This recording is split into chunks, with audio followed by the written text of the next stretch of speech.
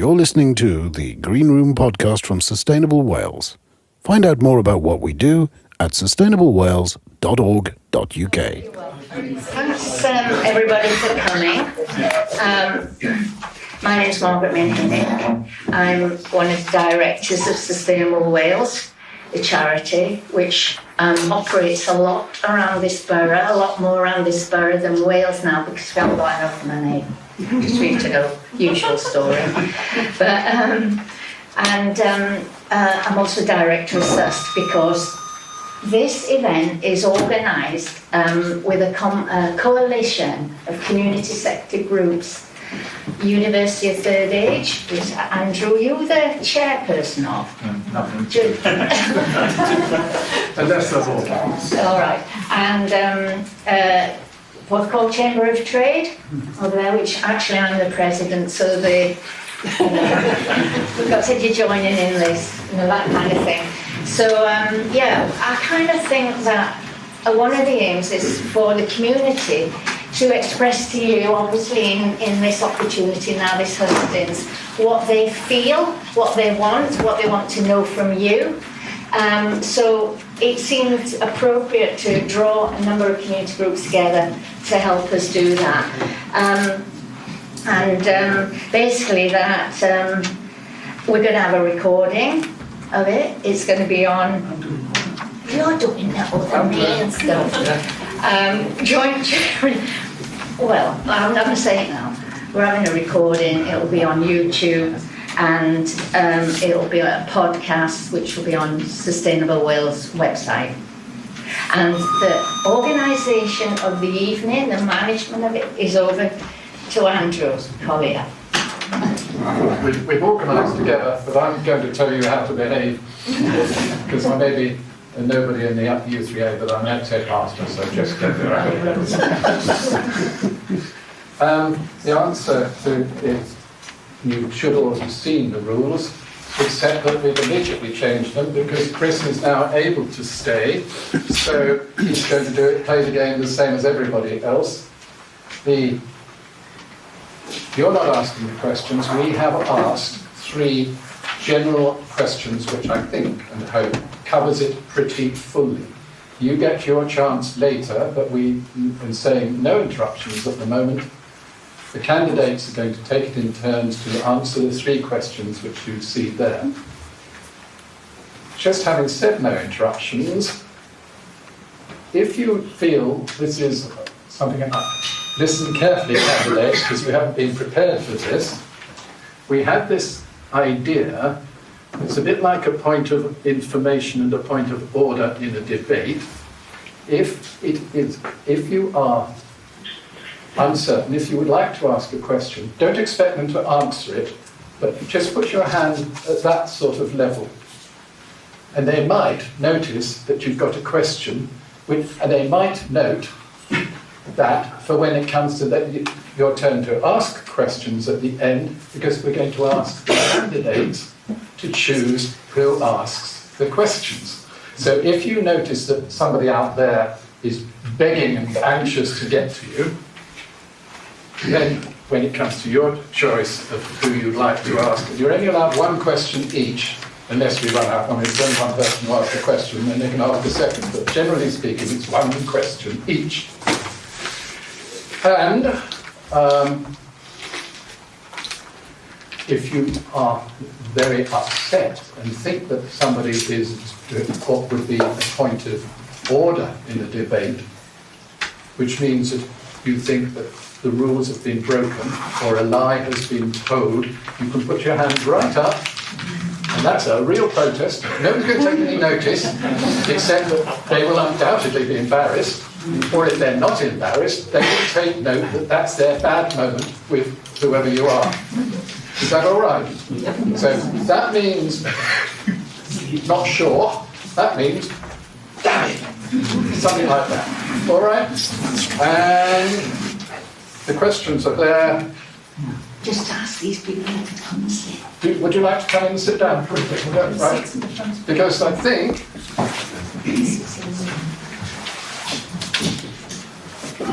we're ready to go. Are you ready, Anita? I'm sorry, it's slightly unfortunate that you are. Even though your name is apparently spelled wrong, it does begin with B. So, would you care to go first, answering the question, really? Just introduce yourself and tell us why you are standing for Parliament in the Bridgend constituency. Thank you very much, and thank you all so much for coming. It won't surprise you to know that the Boatengs, which is my name, are not native to Wales. I actually grew up in a small council flat in Hackney, the daughter of a cleaner who came to England from Ghana when she was 16. And the things that I wanted as a young person were the things that I think everyone in Bridgend, the constituency, wants. So I wanted a great education, I wanted the opportunity of great jobs for my parents, I wanted safe streets, I wanted an NHS that would be there for me and my family when we felt ill, because we could certainly not afford to do anything else. And I've been up and down and round and through this constituency, and talking to the people here, they want the same things. And so I'm here because I want to serve the people of Porthcawl, of Bridgend, of Pencoed, and really give them those opportunities. And we have had Labour MPs or other parties in the past, but not perhaps that investment. And in the past 5 years, for instance, we've seen the £20 million go into the Grand Pavilion. We have seen 23 million of kind of shared prosperity fund that went into local businesses and into supporting local projects. And we've seen, I'm sure some of you were at Rescue Fest and Beach Fest, which was back for the first time, again supported by Levelling Up funding. And those things make a tangible difference, I think, to the community and to tourism and to local businesses that are critical here. And I'm here because I want to do more of it. In our manifesto, we pledged, for instance, to fix the Pencoed level crossing, which we think will obviously fix some of the issues around traffic in that area. Give communities a voice over things like the blanket 20-mile-an-hour zones that the Welsh Government have brought in, which are appropriate in some areas but not appropriate in others. And also, the elephant in the room, the economy. Can I draw attention? I failed to tell people, but there is a clicker thing here which tells you you've had your 2 minutes for that question. Right. So, all of you, they've just taken it down, but it's there. All right.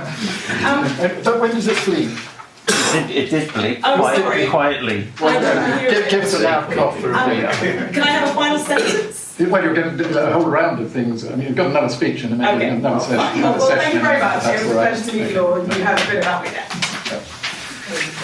So, can we ask Iolo to have a go at the same question, introduce himself and why he's standing? So my name is Iolo Caudy. I've lived in Bridgend all my life. My grandfather grew up in Aberkenfig during the wartime, and my grandmother's father worked in Collier Manor as the gameskeeper. So we've been here for a while. The main reason I got into politics really was my brother passing away. So in 2020, my brother passed away from mental health related problems, and that motivated me to get involved in politics because we used to discuss it all the time. And I was in Britainian comp, and then I left to go to uni. I'd started a medical degree. I was doing a medical degree for a few years, and watching the NHS sort of crumble from the inside was not fun. And then my father passed away, so I dropped out of medicine, moved to engineering, and doing my engineering degree, my brother passed away, and that's what's led me here, sort of. So I'm just trying to do my bit to improve situations for everyone, because in September of last year, my auntie passed away from abdominal cancer. So we've had quite a few family tragedies, and that's the main reason that's motivated me to get involved to improve the NHS and get things to be a situation where people don't have to go through the same sort of stuff as I've been through. And that'll be the main thing, really. Thank you. All right. No, thank you. Yeah, you get another crack in a few minutes. Debra, this is... My name's Debra Cooper and I'm standing for the Green Party. So 5 years ago I wasn't a politician. I'm a time served teacher. I've served 38 years.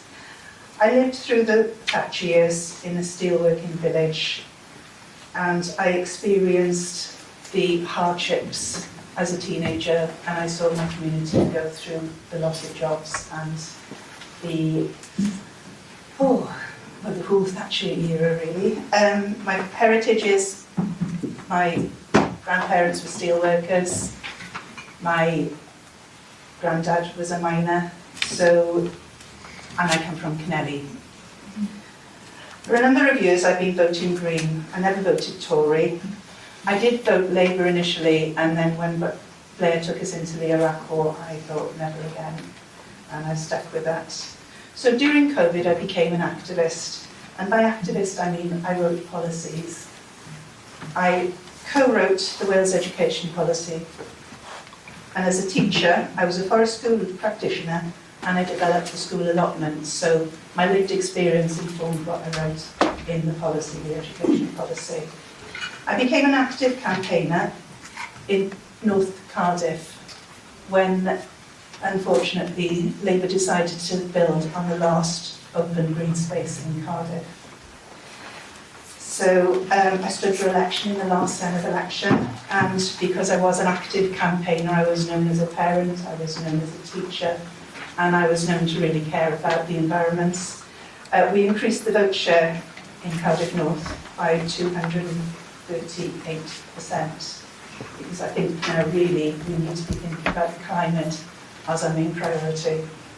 I moved to Porthcawl 2 years ago and became involved in the Green Party. We're building a Green Party and we're growing in numbers in Bridgend because we're bringing real hope and real change to Bridgend. Our policies will lead us towards a better future for all of us. And Chris, for Labour. Good evening, I'm Chris Elmore and I'm the Labour candidate standing in the Bridgend Porthcawl constituency. Sorry from the start, I will have to shoot off about 7:30. A bit about me, I'm South Wales born and bred. I grew up in Brymau and Caerphilly, served as a county councillor in the Vale of Glamorgan, leading on education and children's social services, before being elected as the Member of Parliament for Elmore 8 years ago, which is the north of our borough, and boundary changes mean that my former constituency is broken up 5 ways, and I'm standing here. This is the community in which I live with my wife and young son. By background, I come at politics from an unusual position because my original job, my first proper job, was as a trainee butcher. There are very few people that come from politics from that angle. I've done other things around that time, but nevertheless, that was the first piece of work that I really did within my working life. The reason why I'm standing, it's where I live. I think it matters more than ever. I have a passion for public service. Politics is nothing if it isn't about the people who represent you serving your interests, whether that's in a council, in the Senedd, or in the UK Parliament. I have a real determination to try and deliver for our communities. For far too long, there are too many people that feel like things have been forgotten about in Porthcawl, in Bridgend, and in lots of other places right across the UK. I think there needs to be a change in direction in this country, a real change in how we deliver for working people.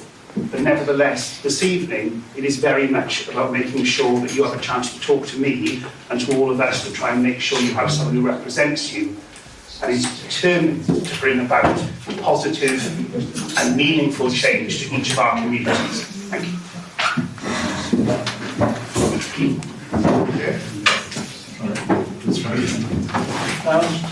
Mark? Thank you. Independent? Good evening, everybody. I'm Mark John, the independent candidate for Pencoed, Bridgend and Porthcawl. I'm standing really because I've lost faith in the main parties, whether it be Labour in the Senedd, whether it be Labour in Parliament, or whether it be the Conservatives in Parliament. I just completely lost faith. I believe I'm the only candidate here tonight who was born in your Bridgend General Hospital and has lived in the area all my life. And it's obviously now it's been demolished. I also believe, looking at the other candidates, I'm the only currently elected member, as I sit on 2 community councils, and a Southern Community Council, St Bride's Minor Community Council, which I was chair of, and I'm also a BCBC councillor for St Bride's Minor and Anisodra. And one of my roles in that is I sit on DCC, if you like, which in old money is planning, which I sit with two of the Porthcawl councillors, Nora Clark and Jonathan. So we all tend to work together on that for what we try to be, the want another better good. I'll be married in August for 30 years with my wife Kerry. We've got 2 grown-up children.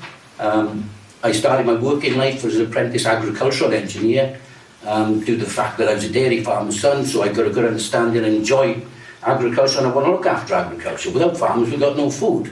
It's a simple fact. We need, with the crisis going on in the world, we really do need to protect agriculture and our food, and to produce as much homegrown food as we can without relying on imports. So that's pretty much mostly about me. I'm also a qualified health and safety manager. Thank you. Caroline Riffle. Good evening, ladies and gentlemen. My name is Caroline Jones. I've lived in Wales all my life. The reason that I'm standing today is because I've listened to the people in my community, and they say there's an appetite for change. They're looking for something different. And this is what Reform stands for. We represent change. We have a fully costed contract with the people.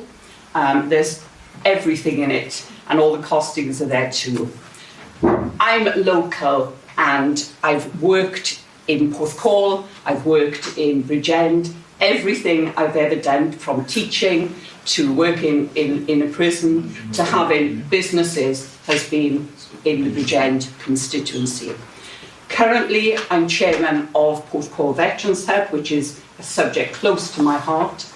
I also saw 18 people last year who had cancer, and I meet them on a one-to-one basis.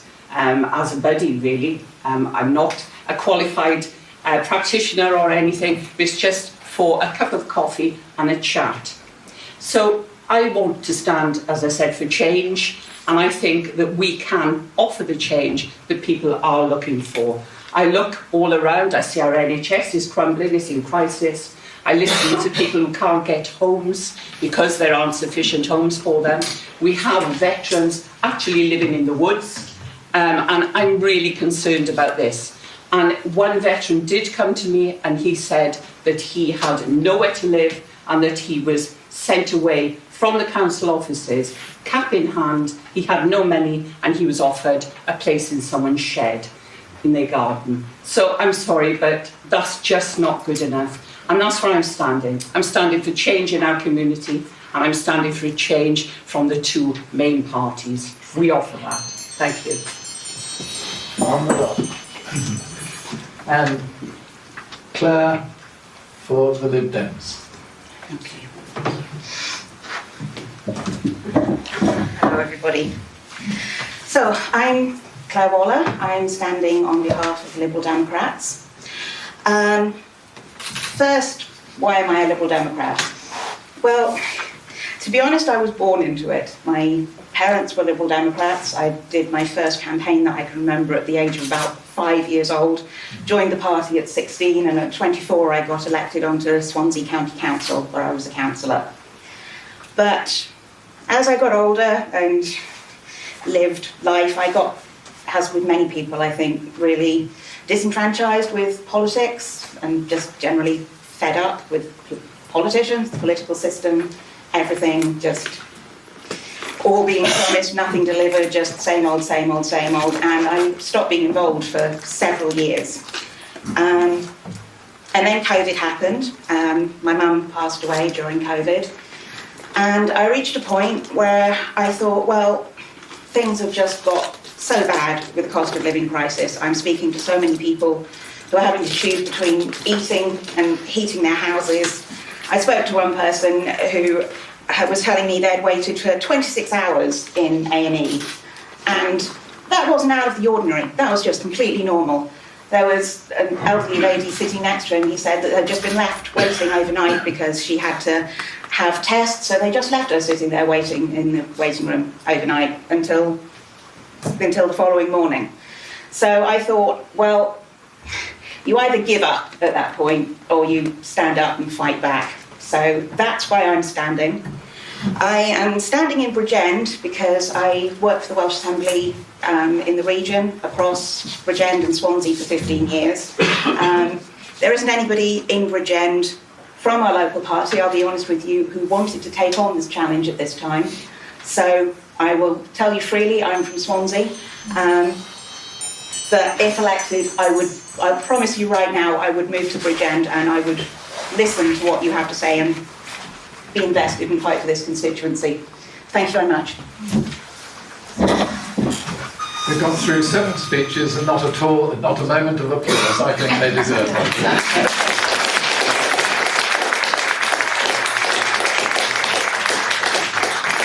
Good thing. If we do it after we'll take all night. So and I haven't seen a single hand go up, but maybe that some of the candidates have noticed the query protest. So, second round, second question. This one, you're allowed 4 minutes, and he's still there with his little. We can't see that. Can you not see? Can you come there? I can. Is that all right? Yeah. Thank you. All right. So, round 2, just to remind you of the question, this is to discuss and explain key policies. It is up to the candidates which policies they choose. They've got 4 minutes, so they aren't going to be able to do them all. But in front of you, there are the suggestions of the NHS, social care, the environment, education, law and order, defence and foreign affairs, plus maybe, because there's always somebody who's waiting for one of these, constitutional issues, transsexuality and assisted dying. So, you've got 4 minutes to get through the whole of that lot, and I wish you luck. Thank you very much. So I'm not going to attempt to round you through all the policies on there. I'm kind of going to talk about the things that I'm hearing that I think will really matter to you. It's been a difficult period. We really have seen there's not a single person in this room who hasn't felt the belt tightening, the pressure of higher inflation, the challenges over the cost of living. And I kind of want to talk a bit about that future and how you address some of those challenges moving forward. And the thing I would say is that post-COVID, we spent a lot of money, of course, over furlough, over supporting people with their energy bills, and all of that required an impact of inflation, and it required us to spend money, the Conservatives. And now we're in a situation where inflation has come down from 11% to 2%. What does that mean? Well, it means that the cost of things is not going up by quite so high, and we're at the target. And it also means there's money to invest now. So we've invested it in 2 ways. One, in cutting taxes, which is absolutely critical for ensuring that you keep more of your money when you have to tighten your belt. And the second way is ensuring that we continue to invest in Wales. So I talked about some of the investment that we've seen specifically in Porthcawl in my opening statement, but also we've got £1 billion of levelling up money that's going to come into Wales. And as your champion, I would fight to ensure that it comes right here, because I think it can make a major, major difference. The huge elephant in the room, we have to talk about the NHS, it's on your list. We in Wales get £1.20 for every £1 we get in England. I don't want to re-fight the battles over the Welsh Government versus others, but it's absolutely critical that we hold governments of all stripes accountable for what they do. And at the moment, we have seen a £65 million cut to money that's been given from the Conservative government to the Welsh government that has not been spent on the NHS. And so what we would do is bring in an NHS covenant that ensures any money that's allocated via the Barnett formula goes to the NHS from Westminster, goes and is spent on the NHS right here in Wales. And I think that would make a real tangible difference to your lives. The final thing I want to talk about, as I have the time, is a little bit about transport, actually, because it's one of the things I think comes up quite a lot, because there are lots of people here who rely on their cars to get around. And it's really important, whilst we support pedestrians and we support cycling lanes, that we ensure that motorists can still get around, which is critical for the economy, and particularly for tourism, which is a key part of how we drive and build growth here. And so what we've talked about is, for instance, the back our drivers bill, that means that 20-mile-an-hour zones can be great in pedestrian areas, but they may not be appropriate everywhere. And what we would fight to do is ensure that local communities had a voice and had a say in where they think it's appropriate and where they think it isn't. I think that's a really important thing for democracy. And then finally, I mean, the M4, we have pledged to provide match funding to the Welsh Government for the M4 Relief Road, which I think will be critical to ensuring that we're not in a situation where we've had so much traffic backdrop. I mean, you all experience it all the time if you have to travel down the M4. So this election is about a choice, and it's about specifics. It's not about a general plan or general hope and change. It's about saying what change, what specific things are you going to bring in that are going to tangibly make a difference to this community. And I've just set out some of the reasons why I think we should back the Conservatives on the 4th of July. Thank you.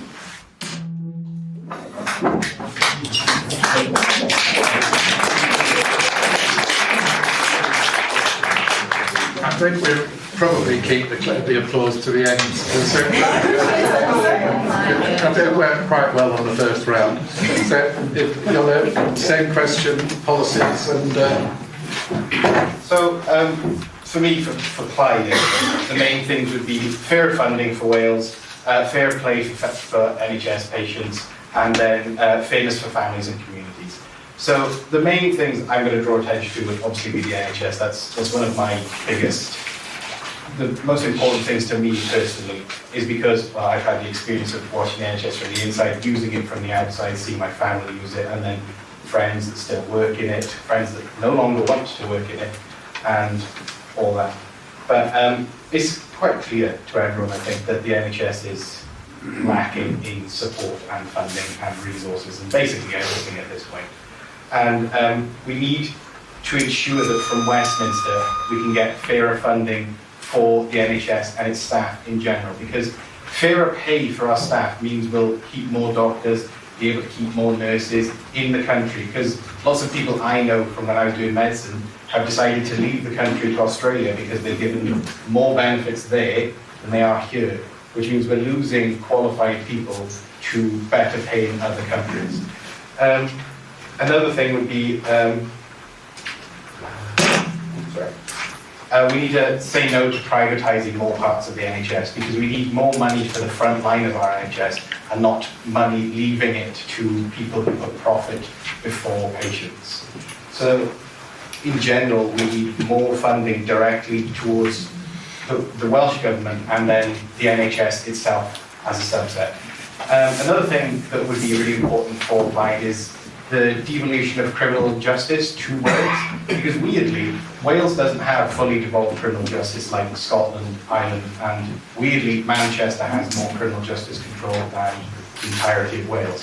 So the ability for us to choose how we police ourselves and how we control our criminal justice system would be extremely important for our communities in general, rather than having some of our control in the Senate and then some of it coming all the way from Westminster. So that would be another point. And then for environmental things and financial situations, the Crown estates are still owned by the Crown, or Westminster in this case. So that means the money that's generated from land that's in Wales, or land, our coastlines around Wales, goes straight to the Westminster Treasury. So that skips over everything that Wales could be earning from its own land. And Plaid would like to devolve that so that we could control how our land is benefiting us. So the value changed from about 60 million to over 900 million, or around 900 million now, and none of that financial benefits comes to us. So improving those systems would be extremely important. And then for situations more specifically, more specifically to the community, would be changing how business rate tax works, to put more of the burden onto larger companies like supermarkets and reducing the burden on smaller businesses like on the High Street here or in Bridgend High Street as well, to incentivise more smaller businesses, more local businesses to be run and benefit the country and our economy ourselves, rather than having large corporations that end up taking our money out of the country. And those would be some of the main things that I would focus on. Yeah, that's it. I'll leave it there. Thank you very much. Thank you. We're holding back on the clapping, but I am going to just take a pause. Well, the people who are standing, do find a seat. There are some. May's down here. So, the seat right virtually next to her. And if I have to apologise, I believe that at least two of the people who have arrived late, when we started, I'm running a series of talks on Friday night, and they are at 7:15, and I'm very sorry if you haven't had the notice. It has been very loud and clear since, but you registered way back, and I'm very sorry. Not much I can do other than apologise, and now you're settled. We will move on. There are some rules, or at least the format of the evenings on a piece of paper floating around somewhere near you. And it's time for Debra on behalf of the Green Party. Listening to Iolo, there are very common features in both of our policies. I appreciate that. Being a policy writer, the policy I got involved with after I co-wrote the education policy was the peace, security and defence policy. And that has turned out to be quite an interesting policy over the last few years.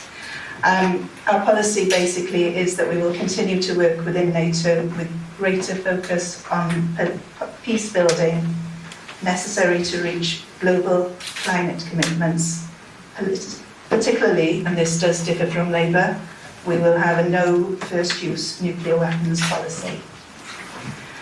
We'll train our forces to work on the front line, expecting to have dangerous climate emergency events, severe storms, flooding, landslides and rising temperatures. So the difference between our policy and policies, as you've seen before, is we call our policy the peace, security and defence policy, because we realise that unless people feel secure, there can be no peace. So defence is what happens when things go wrong, but really we need to focus more on what about our society can create a peaceful end to the situations we're facing now. We will continue to support Ukraine, that is in our policy.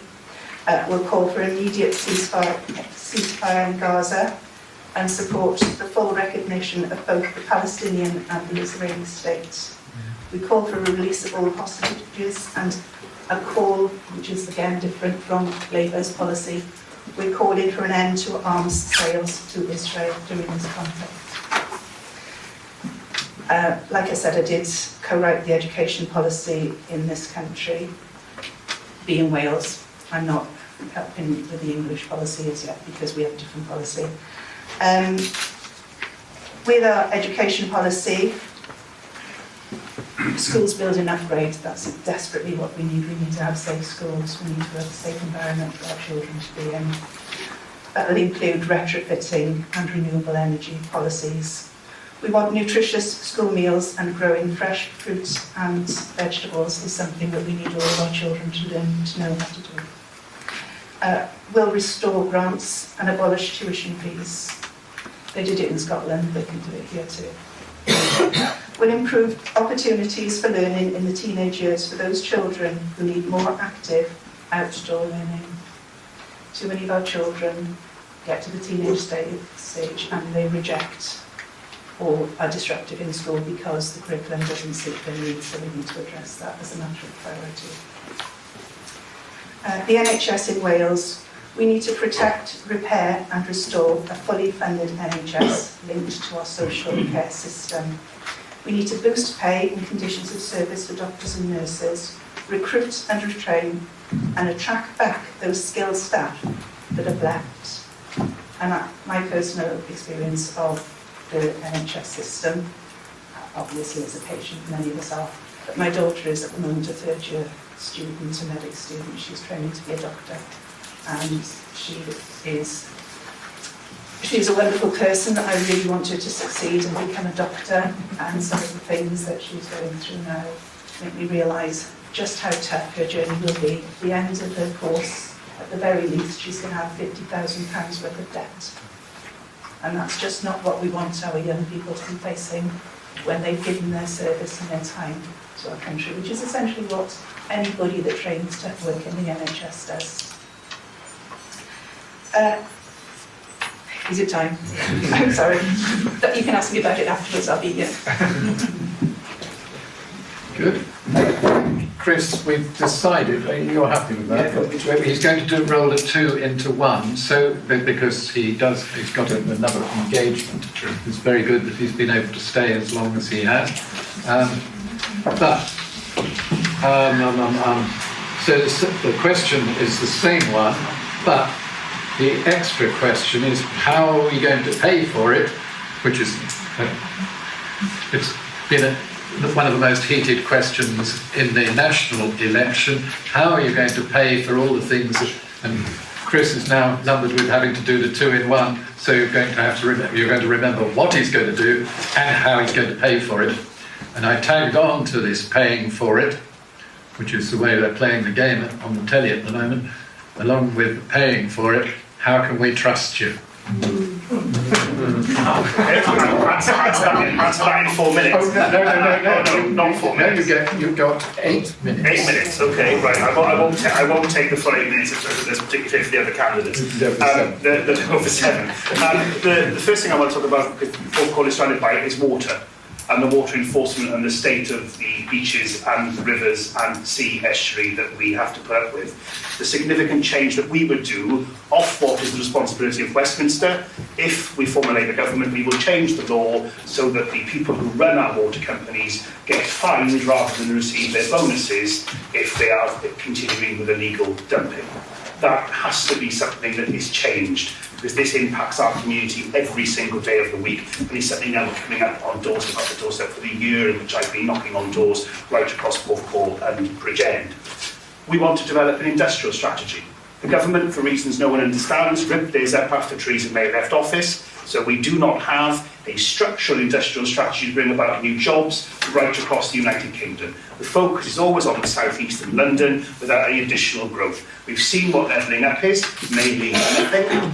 It's interesting that Anita talks about the Pencoed Local Crossing, where I've been a Member of Parliament. I chaired a town centre regeneration board there for the last 4 years. We put forward a bid for levelling up funding that was rejected. Conveniently now appears in the Conservative manifesto to say that they will now look to deliver that facility. I'd be glad of it, whoever becomes the Member of Parliament, but it should have been signed off 2 years ago to deal with all the problems that are in and around Pencoed. Cost of living is a massive problem. It is affecting everybody.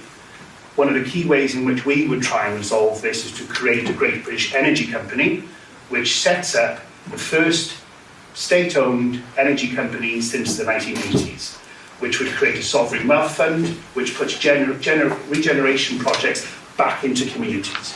So where at the moment we create our energy through tidal, solar, and we should be using our seas and estuaries more, the money doesn't go back into anything, it goes back into private profit.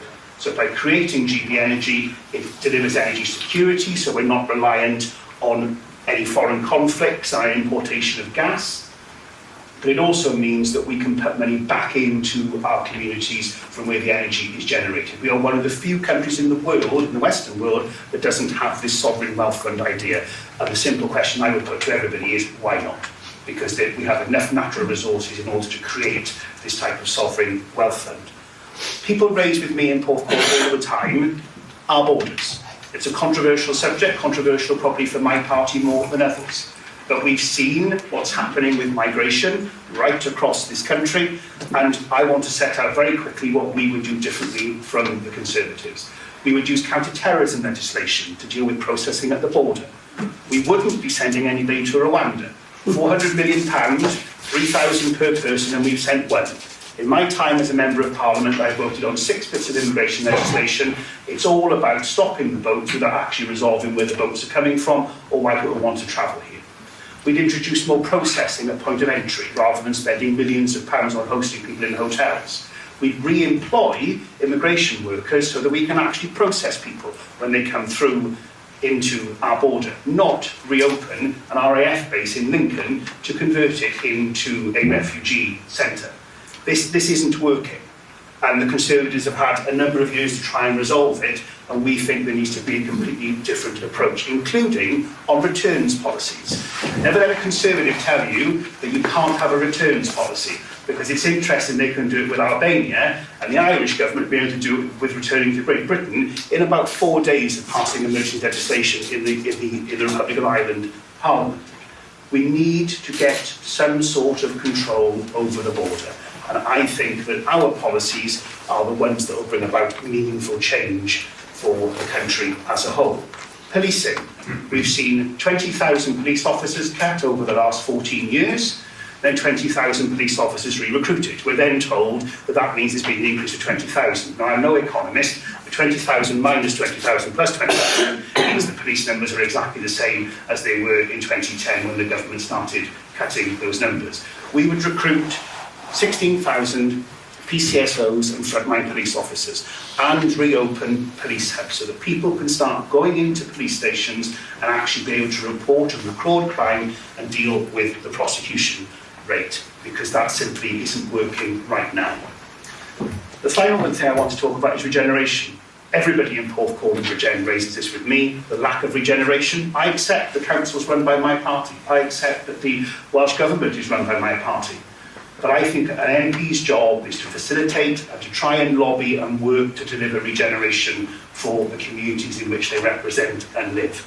And I've done this work in Pencoed, as I've mentioned, and I want to bring that work to Porthcawl and to Bridgend.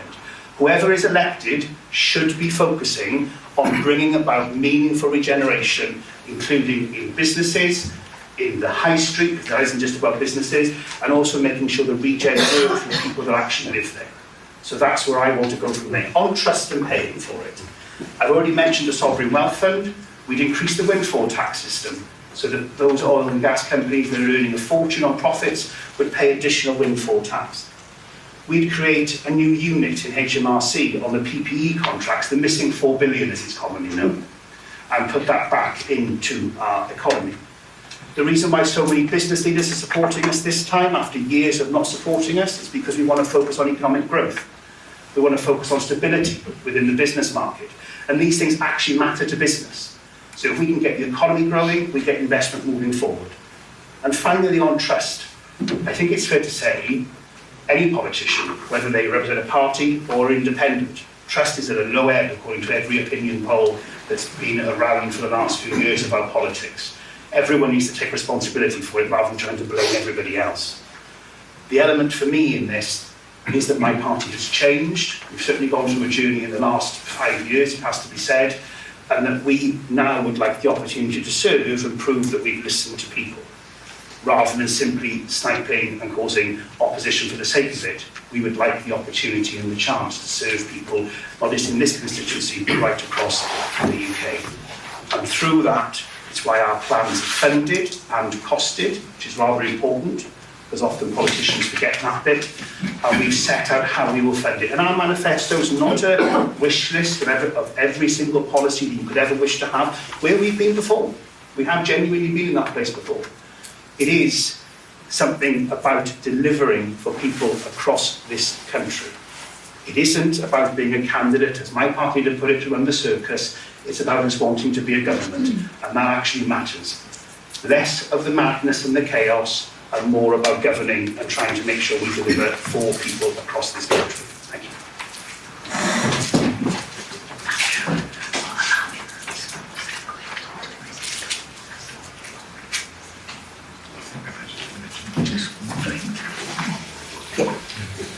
Margaret is suggesting that if there's anybody bursting with a question for Chris, he's going to have to leave in 5 minutes or so. Right.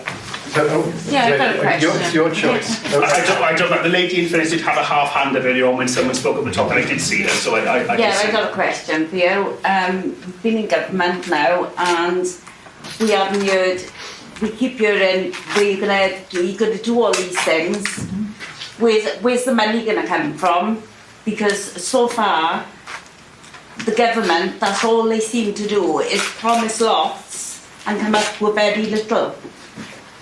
Is that a question specifically to me, or?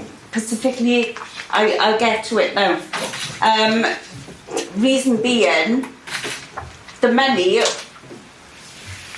the Prime Minister, when COVID came about, the Prime Minister went into hospital and he took a bedder to get better, yeah? Yeah. Yeah. I don't say this in defence of Boris Johnson, he was very, very Can you let me finish a second? Can you let me finish a second? So he took a bedder, but yet they tell nurses that their wage is good enough when you're sat doing the pantry, looking after the pantry, and he's paying thousands of pounds out on wallpaper and putting it in the paper. Can I slow down? Sorry. Boris Johnson is a Conservative and Chris is a Labour candidate. Can we... They all, you're all promising things. It doesn't matter which one of you. Why don't you, as a government... You're supposed to answer one question. As a government... Right, no, can we ask you to sit down, please? Please sit down. Can I ask you to sit down? Thank you. And if you want to say anything, then... I will answer briefly. Look, I'm in no position to defend Boris Johnson, but he was gravely in hospital, and in defence of him, I don't think he ever made that up. He was clearly very unwell in hospital. What he spends on wallpaper is something I'm not even sure Anita should have to defend that one. Yes, we are 3 Prime Ministers in to what he spent in Downing Street, and I think we need to move on actually from that sort of joke and bluster nonsense and actually move to the idea that we've got to get back to some serious government. But as a government, taking off the poor. Just to say, my party nationally aren't in government. I did readily admit my party controlled the council or in government in Wales, but we've not won an election at a UK level for 19 years. But as a government, you're taking off the poor, and your wages aren't being looked at at all. Excuse me. I'm talking about the government itself. We're supposed to... I wanted to say at the beginning of this session, and I thought they looked nice and calm, I won't need to. But basically, the people here came to hear the candidates, and that's what they're going to do. And I'd call on, if I may, Mark, to have the next crack of the whip. This is back to the 4 minutes of questions. Thank you, appreciate it. I'd just like to go back to the Conservative candidate's speech about the Barnett formula. She stated that Wales gets £1.20 for every pound spent in England. In my understanding, we get £1.8. Scotland and Northern Ireland get £1.21.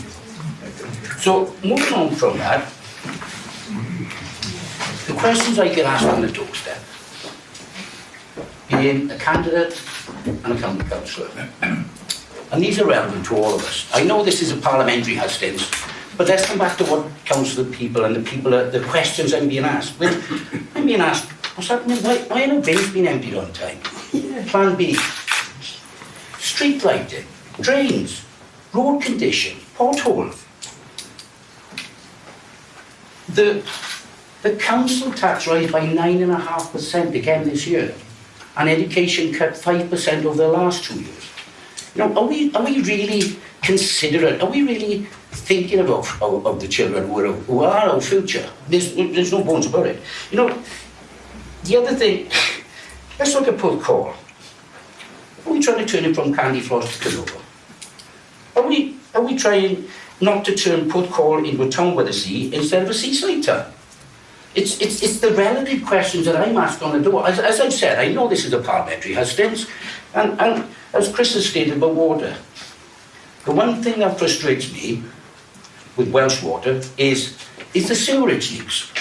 I was told, I got the information, in a small river by me, the Elmore River, I get the anglers complaining to me, there was 11,500 hours last year of raw sewerage pollution into one river. We've got a seaside here which we're advised not to swim in. These are bluefin beaches. They're the pride of where we should be. This is the jewel of the crown of our ward.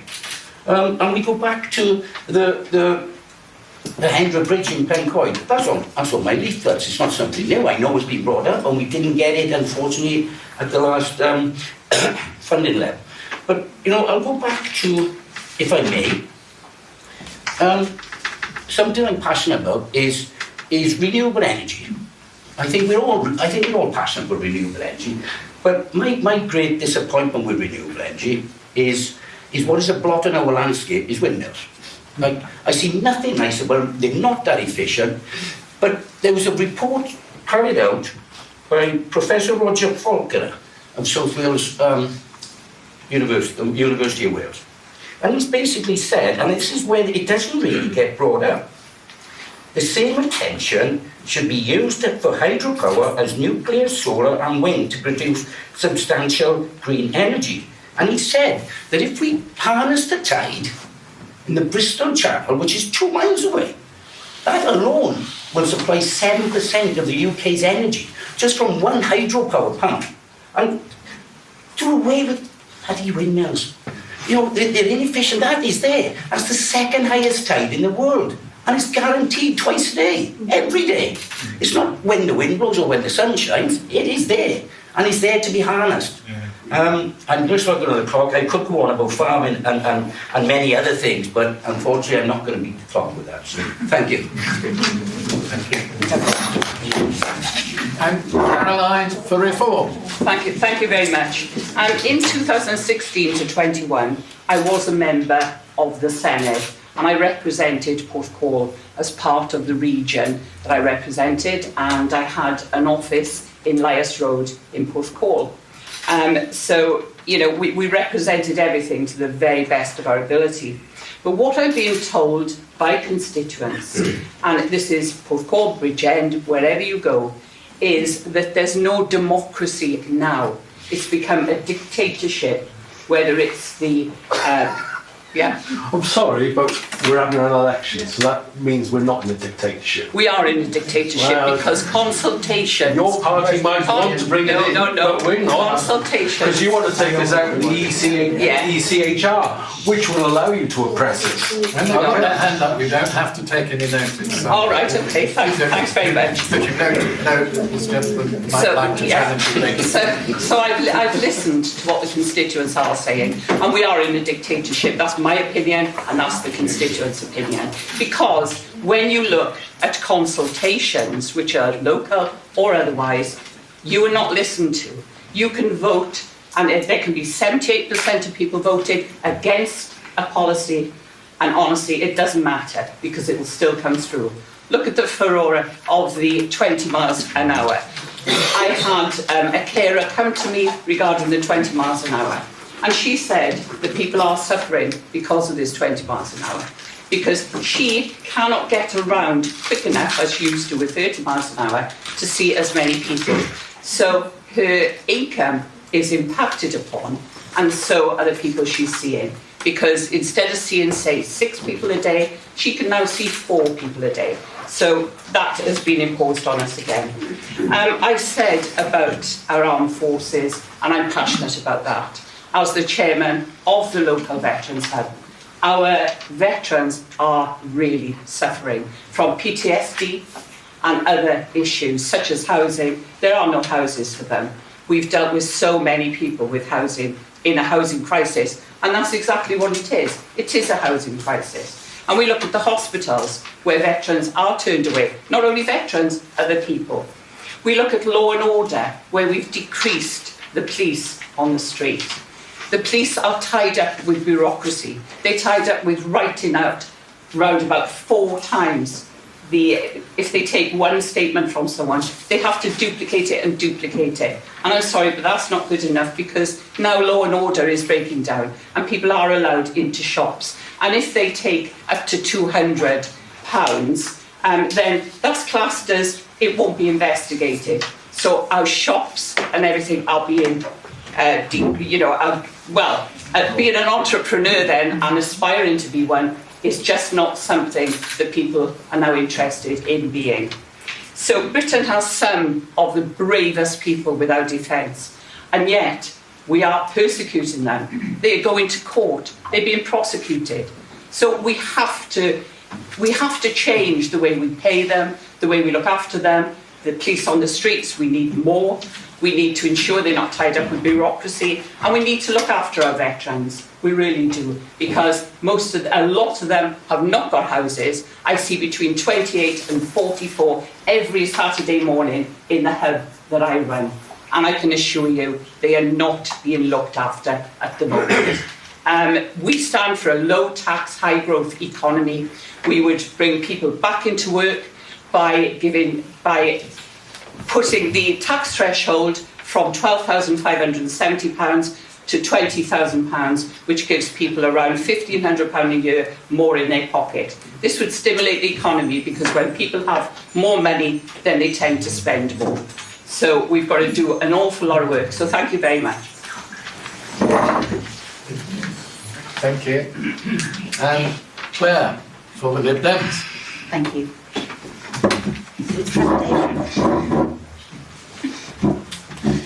This election is our chance to deliver the change our country desperately needs. As I mentioned earlier, we see all around us families, pensions struggling with high energy bills, food prices and housing costs. And I'm afraid to say so far the government seems to have only added to the pain. In Wales, Labour has let our NHS fall into crisis, leaving people to wait hours for an ambulance, weeks to see a GP, or months for urgent cancer treatment. The main parties in power are letting water companies get away with pumping filthy sewage into our rivers, lakes, and onto our beaches. It's time for a change, and it's time for a better deal for Wales. But this election is about more than just a change of government. We must transform the nature of British politics, fix the health and care crisis, get our economy back on track, end the sewage scandal, and give people the fair deal that they deserve. So what we are calling for. The party's tax and spending plans will see £760 million added to the Welsh budget in extra funding each year. Our manifesto is a bold, ambitious and fully costed plan to give the British people the fair deal that they deserve. We would invest in our health and care system to help people off NHS waiting lists and ensure they get the care they need when and where they need it. Ban water companies from dumping raw sewage into our rivers, lakes and coastal areas. Restore effective community policing where officers are visible, trusted and focused on cutting crime. Invest in renewable energy and home insulation, create well-paying jobs, lower energy costs and drive economic growth. Introduce a fair voting system so everybody's vote counts equally. And we will pay for it fairly, but we'll come on to that later. We would scrap the 2-child benefit cap, reduce the waiting time for universal credit and increase carers allowance. We would support pensioners by protecting the triple lock so that pensions always rise in line with inflation, wages or 2.5%, whichever is highest. Get mortgage rates under control through careful economic management. Ensure that all parents can access childcare that is flexible, affordable and, most importantly, fair. In the economy, we'll come on to that later. The NHS. Give everyone access to GPs and a wide range of skilled staff much faster than at the moment, including in mental health. Guarantee access to an NHS dentist for everyone needing urgent and emergency care. Ending DIY dentistry and dental deserts. We'll deliver a world-class mental health service that Wales needs, improving early access funded by taxing the social media giants who cause so much of the problem. Boost cancer survival rates, backing research into cancers with the lowest survival rates, and halving the time for new treatments to reach patients. We would provide extra support to the millions of unpaid carers looking after loved ones, including paid carers' leave and a statutory guarantee of regular respite breaks. On the area of the environment, we would end the sewage scandal by transforming water companies into public benefit companies, banning bonuses for water bosses until discharges and leaks end, and replacing Ofwat with a tough new regulator and new powers to prevent sewage dumps.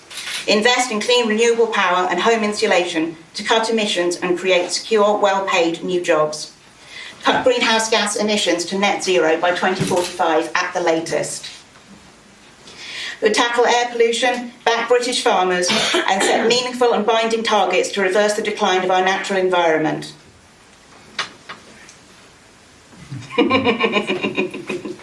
Yeah.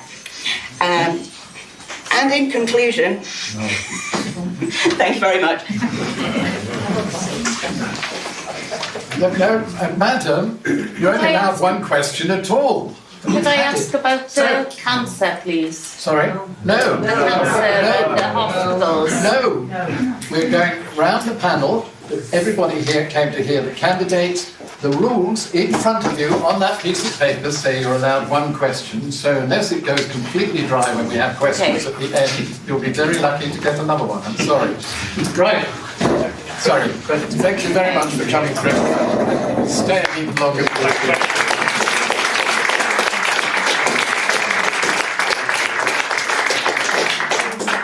Question 3, you've told us what you're going to do. Now we want to know how you're going to pay for it and why we should trust you to stick to that. Hi, I'm absolutely gutted that Chris was going because I wanted to reply to one thing that he said about trust, which I think is particularly important. Does anyone know when Porthcawl Station was built?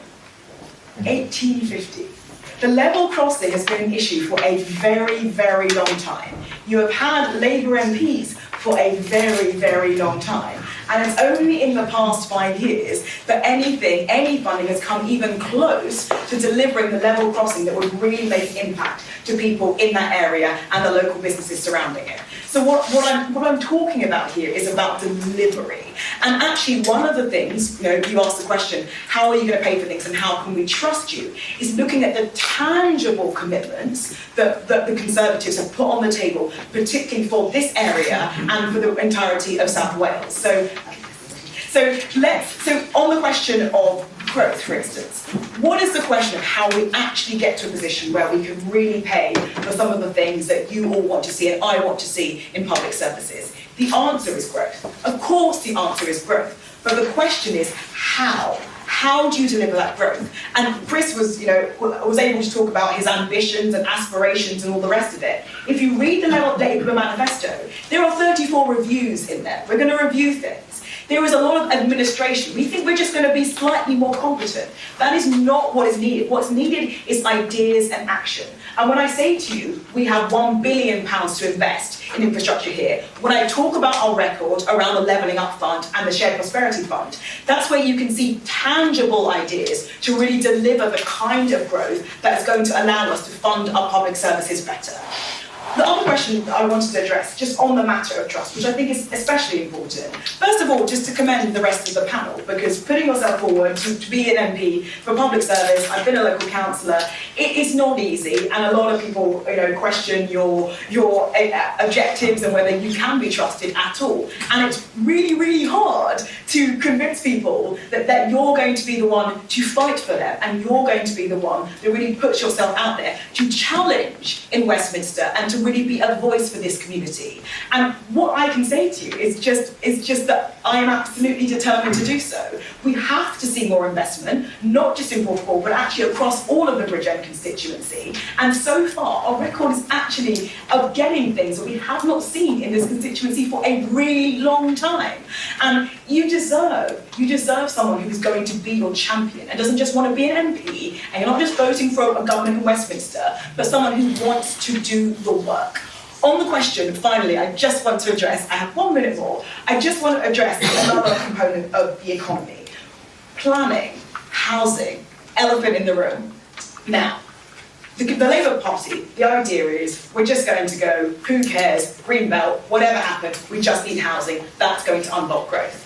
I don't think that's the right approach. You need housing in the right places in the right way. And it's particularly important for towns like this where it has to look, it's beautiful and it has to continue to be appealing for people to come to visit it. So we have to have housing in the right way. And that's where having a strong community voice matters. Because we've talked about it with the blanket 20-mile-an-hour zones, we've talked about the Bridgend Borough Council, we can talk about Labour in Westminster, Labour in Cardiff, And the pattern there is that local communities do not have a voice. And what I don't want to see is a Labour government, a massive Labour government in Westminster, able to run roughshod over the Greenbelt and all the other beautiful areas of Porthcawl just to meet this broad ambition of like, why don't we do this to drive growth? It's absolutely critical that you get housing in the right places and you get growth in the right way. And that's what I deliver for you. Thank you. I think it's at the end. Iolo, second question, how to pay for it, and then why should we trust you? So, the why should we trust you one is a tricky one, because I think a lot of faith in politicians has dwindled massively in the last year. Well, forever really. I don't think it's ever increased in trust in politicians. But in the Senate, Plaid was the ones to put forward a motion that would criminalise disloyalty or lying in the Senate meetings. So putting forward legislation that would make it punishable, because currently there's no real punishments for lying or deceiving people in Parliament or the Senate. So I think it's important that we should try to at least make it, if somebody is knowingly deceiving people, they should be punished for that. So that would be why you should trust, but then that's a really complex, nuanced topic of scale. But then for how it would be funded in the policy stuff, would be that we'd like to, Plaid in particular, would like to change the way the tax system works, or in general, Welsh economy. Because currently Wales doesn't have full control over its economic levels, so we don't get to choose when income tax or where these brackets are specifically for our area. We get that from Westminster. So having control over that ourselves, to be able to set where each barrier for income tax is, would be a good start for us to get money back to our economy. But like I said before, the Crown estates being devolved back into the UK, back into Wales from the UK, would be extremely important for our economy, because that's a lot of money that we aren't getting access to as a country. Even with building the hydroelectric barrage and stuff like that, that would still come under, a lot of the time, Crown estates or joint estates situations, which might be the reasons it's not getting done. And then for more costings would be to change how capital gains tax works. So currently capital gains tax is the money you can make off investments and stuff. That's taxed separately to income tax. Therefore, you can technically pay less taxes on investments than you would for actual work. So changing those to be in line with each other would be taxed equally on your capital gains and your job, just to even it out. And that should, in theory, support the Welsh economy with about 12 to 15 billion pounds. And on that note, Wales lost £4 billion to the HS2 rail system that was very well planned. So demanding that back, or ensuring we get that money back into our economy that has been siphoned off it because the project is a Wales and England project, seems to be only fair at this point. And those sort of things would be the main things of how to pay for things. On top of that, it would be the fact that if we had control over our own lands, or our crown estates and stuff like that, and our energy sector, we could nationalise those so that the profits that current energy companies, or like the water companies, take out of our country, we can keep them in the country, making sure that our economy itself is thriving and not being siphoned off by profiteers, so people are trying to make money off of the water system, the energy system, stuff like that. So I think I can't really cover anything else in 30 seconds. I'll leave it there. Thank you very much. Thank you. And Debra for Green. Again, there's a lot of commonality in our policies, so I won't repeat, but a lot of our policies are as well stated. There's also the cost price of not doing things. Our children, they need to be healthy. They need to have good medical facilities, they need to have good dental facilities. It costs a lot more to fix a sick child than to identify an issue might go wrong with the child, or, just check their teeth, for goodness sake. It's not that difficult, is it? Teach the parents how to brush their teeth, or give the parents enough money so that they can feed their children nutritious meals. At the point we need to intervene is a lot earlier than we are intervening now in terms of looking after our children. They need healthy schools, they need healthy lunches. They will be healthier if we give them more opportunities to grow their own food and to eat the right food and to learn how to look after themselves. They need dentists, they need doctors, they need immediate appointments when they're ill. So I'd also say that in terms of defence, that is a huge cost to this country, and the more insecure the other countries, the countries around the world are, the less secure we feel. And the more fighting takes place and the more we tend to get involved in conflict. Now, if you take it back to the first word I used, our policy is called the peace, security and defence policy. So our foreign policy should be involved in making other countries feel secure and fighting to doing that, we feel secure ourselves. So, Can I ask a question? not in the middle, I don't think, is it? No, it's right back. Registered as a gentleman keen to ask. Okay, so like I say, we need buildings to be upgraded. It will cost if they are built correctly, if they are retrofitted, if they save energy, then the cost of energy for keeping those buildings going goes down. With water, it's far cheaper to make sure our areas don't get flooded than to have defence systems, flood defence systems that don't work or don't have defence systems. So again, it's prevention is better than cure, and it's also cheaper than cure. So in schools, prevention and diagnosis, particularly with health and dental checks for children, the hearing tests, the eye tests, they should be standard, they should happen everywhere. Improving counselling services, particularly for our young children, before they get to crisis point. It's much cheaper to not let our children get to the stage where they are in such turmoil that they need to have quite a lot of support in the counselling. And also, sometimes it's about organising, because the cost of cancer care in this country is very high, but it's also quite disorganised. So the Welsh policy, the Green policy for cancer care, is to have an all-Wales cancer strategy, because part of the costs of cancer care are not as controlled as they should be. You know, if we had a cancer care system that linked all of the hospitals together, then we could improve facilities throughout Wales, and we could also improve the quality of the treatment of cancer care, and it will not lower the cost, but it means that less people will get ill and less people will be on the waiting lists. So, as I say, early prevention is cheaper than cure. The all-Wales cancer strategy will be cheaper than the current system, which is not fit for purpose. Dealing with sewage shouldn't happen. We should have a water system where sewage is created. And I've run out of time. What does that happen? I didn't even get to the money card, and it's this one. So if anybody's got any questions about that, can ask me later as well. Thank you. Mark? Yes. Independent? The question again. The question again is how you're going to pay for the things that you have told us you would like to do, and why should we trust you? Right, let's look at the second part of that question, which is trust. The word in the Oxford Dictionary, firm belief in the reliability, truth, or ability of someone or something. We can look, and I think trust should be basically on achievements, on what you've done, where you are, so people can judge you for themselves whether they trust you or not. I look at my record in BCBC, and my record in BCBC at the moment is 98% of meetings attended in the last over 2 years.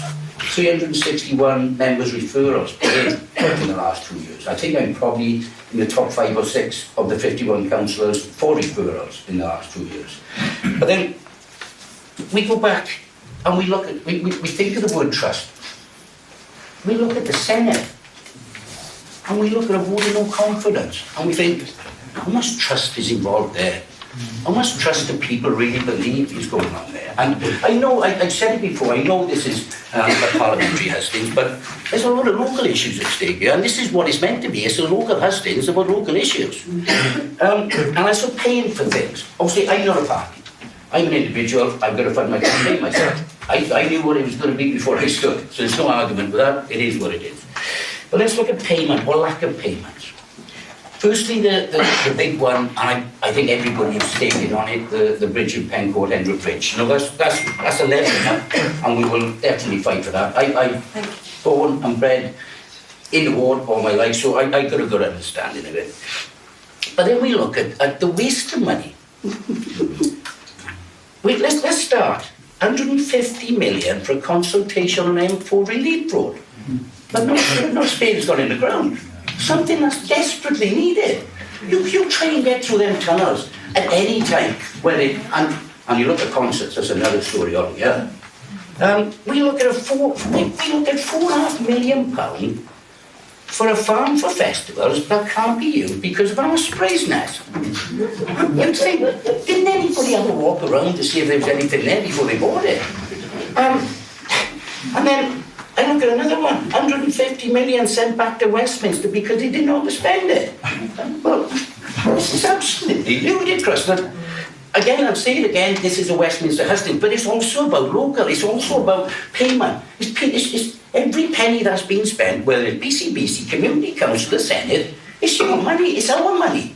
It's not somebody saying, oh, it's grant money. Well, what's that, suddenly appear of shaking the tree at the bottom of the garden? It's money that somebody's paid into. And it's reality. And the other one, which is a real bugbear of mine, I think everybody probably had a touch on it, and I'm sure you all will, and I'm sure you need to. Let's look at Welsh Water again. They are looked after by NRW, National Resources Wales. And believe it or not, they're a Quango Welsh government. So, they're doing nothing but marking their own homework. We look at figures that come out. Who's producing the figures? NRW. So there's nothing to see, okay? Everything's tickety-boo. But we can't swim in the sea and we can't fish in the rivers. But there's nothing to see. So, and I wanted to get on to agriculture again, but the talk's going to beat me, so I'll sit down after that one. Thank you. Thank you. Caroline, on the same question. Okay. Payment of trust. Why should you trust me? Having been a Senate member in 2016 to 21, the Senate sat 331 times.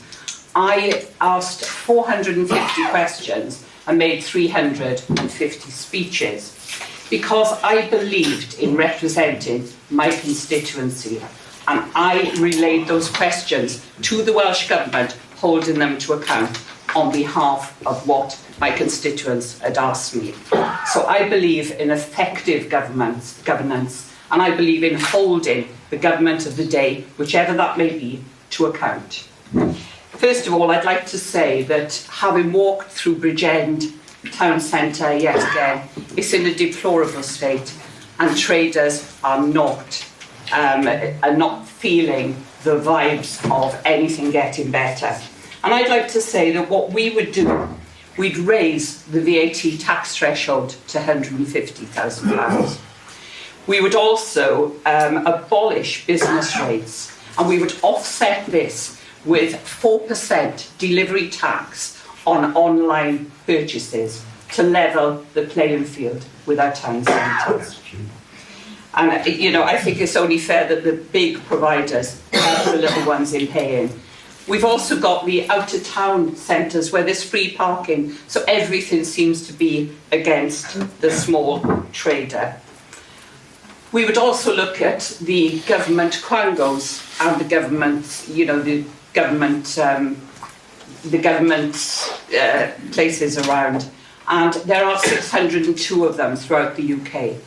So what we would look at is asking every one of those, because a lot of those government buildings and so on are not accountable to the government of the day. So we would want more accountability, and we would also ask every quango and every government offset to save 5% to decrease their outgoings by 5%. For example, if you looked at the NHS, you can save 5% because funds are not being managed properly. They're not. Because there are managers earning £100,000 a year with no clinical experience at all. And it's frontline staff that we need there to sort of level the playing field. We would also look at corporation tax, and we would lower the threshold there as well. We would also decrease the corporation tax from the current 25% down to 19%. And within 5 years, we would then look at reducing that to 15%. And this would encourage investment into our country. Tata Steel is sadly, not really going to survive, I feel, which is a shame because we live in uncertain times and we really do need the very best steel that we can produce. And, because of the net zero target, I feel that we are going to lose Tata Steel. I have campaigned with Tata Steel and with Unite to save the steelworks because they are such an important part of our life, really. And Port Talbot is already a deprived town with 28% child poverty. So what I would like to see is Tata Steel to survive. But we also have to look at the environmental issue also, because we all want clean air. Thank you very much. Thank you. And finally, from there to Anita. Thank you. We touched earlier on how we would pay for our manifesto. Well, we would pay for it fairly, reversing the Conservatives' tax cuts for the big banks and closing the capital gains tax loopholes, making sure that ordinary, hard-working families don't end up paying more tax. We would restore the bank surcharge and bank levy revenues to 2016 levels in real terms, raising £4 billion a year to invest in social care. Fairly reforming capital gains tax to close loopholes exploited by the super wealthy, raising £5 billion a year to invest in our NHS and public health. And imposing a proper one-off windfall tax on the super profits of all oil and gas giants, producers and traders.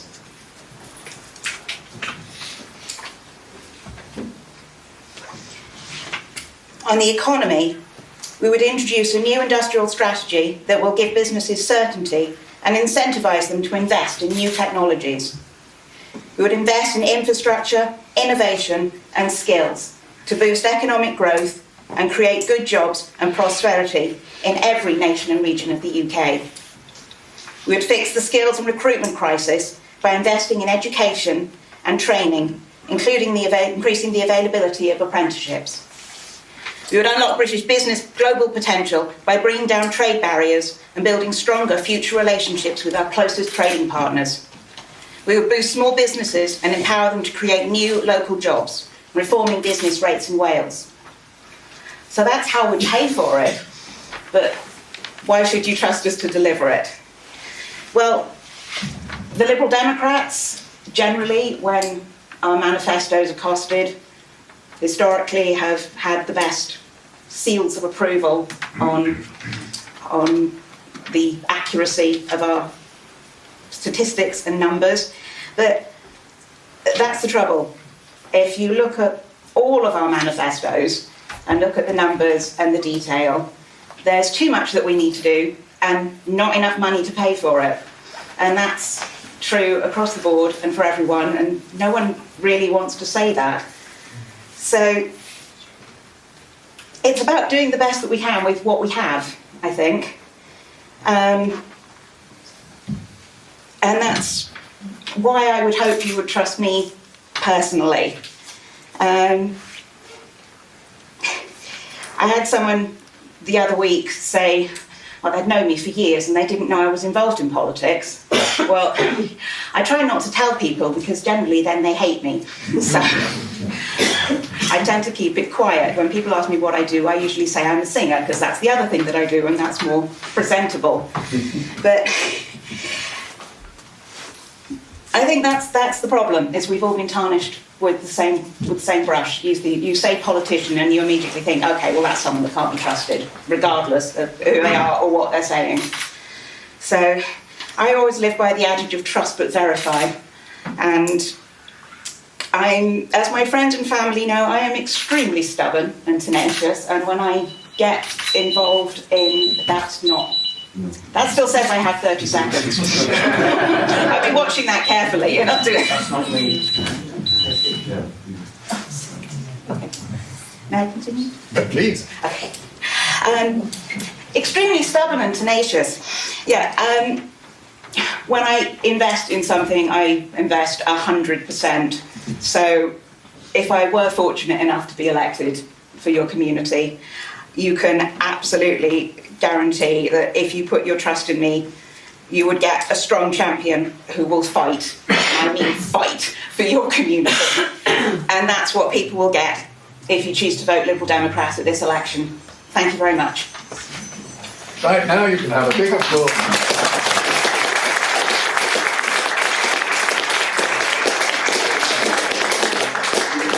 And I do congratulate the candidates on actually sticking to the rules so well. And I congratulate you, generally, for sticking to the rules so well. Where we go now is that if you have a question to ask, we're going to start with sticking to the rule that you have one question. And I'm going to ask the candidates to pick who they... So if you want your question to go to a particular candidate, keep your hand down for the moment and put it up when the candidates, I think, will have got an idea of who they might...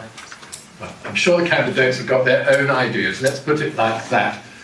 And I hope that we're going to have a peaceful and sensible... The question is a question, not a speech. The speech is from this side, the question is from that side. Who would like to ask Anita a question? Sorry, Anita, you choose, sorry. There are 3 hands bidding for your attention. Thank you. Wales promised not a penny less when we left the EU. You've told us what we deserve, and we deserve that. The UK deserves the money that was on the side of Boris Johnson, and Wales deserves the consequential from HS2. So we do deserve a little bit more than the odd little bits from the Levelling Up Fund that seem to have assigned. Yeah, I think that's a really great question, thanks. And some of the things in the manifesto are about investment in rail, which is obviously a critical part of this, mostly in North Wales. I'll be straight with you about that. But I think actually, as your local champion, what I would be doing is fighting to say, actually, we need more investment in rail down here. I've talked about some of the things that we could do to improve the infrastructure around here, and I think that absolutely more of that needs to be done. So I'd be fighting for you on that specific issue. Great. Not a penny less from the EU?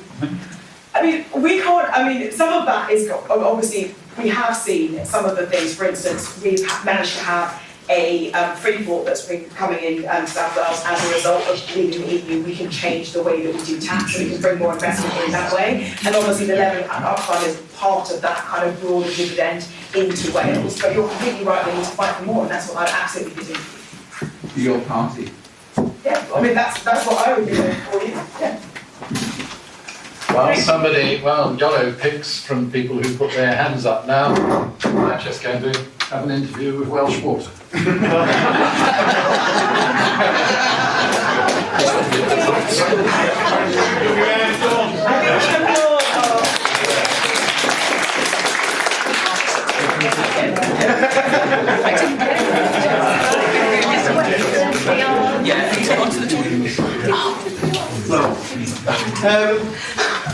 One in 3 in Wales, there's child in poverty. It's 1 in 3. It's over 30%. It's one of the worst in Western Europe. Nothing has changed, it actually got worse. We're the Conservative in Westminster and Labour in Wales. Just a question of how would Plaid tackle that?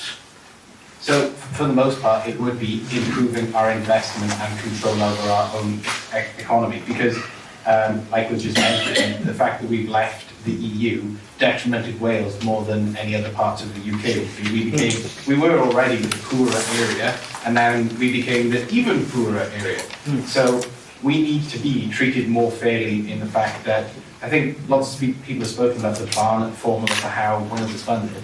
But if you research that at all, the man who invented it said it was basically nonsense a few years afterwards, because it doesn't work, because it's all based off spending in England for then spending in other areas as well. So it'd be about adjusting how the funding for Wales is considered, because basing it off another country doesn't make any sense. We need to be funded based on our needs, and clearly our needs are more dramatic at the moment because we have so much child poverty, and because we've got so many people choosing to leave the areas that they currently live in because they can't afford it anymore.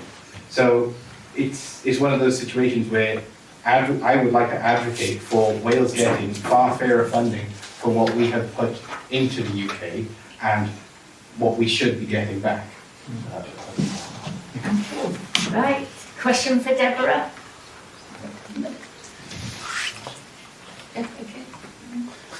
Okay, next one. Mine's on behalf of all the veterans, serving servicemen and their families. You all let us down. You all say you cut our forces, you cut our equipment, and everything on those side of things. So the question from myself and hundreds and thousands of families and soldiers, ex-service soldiers in Wales, how can we trust you? Are you saying that the Green Party has created that situation? No, you mentioned the services, so I would put it to all the candidates if you raise the system about I don't think we've ever been in a defence. position where we've been able to control numbers and forces. It's not about controlling them, how can we trust you? Because you want to cut us I don't and think down. we've said that. You want to put us on the front line in a peacekeeping role with no other defence and things. And it's generally. That's not what I said in the distracted. What I said was that the country, peace is our aim. Peace is what we all want.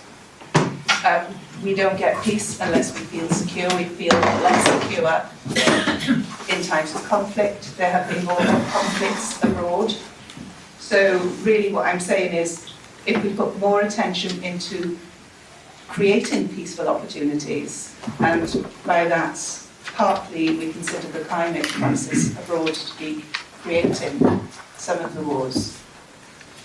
So if we expect people to feel secure and peaceful in their countries, we need to be able to help them in terms of turmoil, which, I mean, we've had peacekeeping for many, many years, and the Green Party's had nothing to do with that.